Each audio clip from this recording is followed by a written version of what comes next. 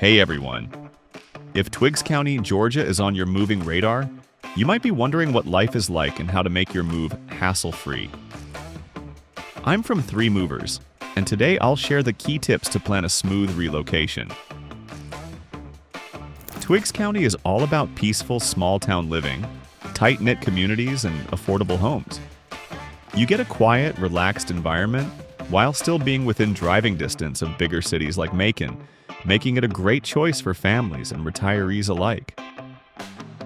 When it comes to moving, most streets and neighborhoods in Twiggs County are easy for movers to navigate. That said, make sure to provide your moving team with details on driveway access, stairs, or any tricky corners. It makes loading and unloading much easier. Here's a pro tip. Start packing well in advance and label boxes clearly by room. If you're hiring professional movers, let them know about large or fragile items ahead of time so they can bring the right tools and handle everything safely.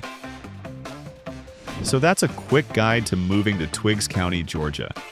A peaceful, welcoming community where smart planning makes all the difference. For more local moving guides and expert tips, check out 3movers.com. And if you found this helpful, hit like, share, and subscribe for more moving advice you can trust.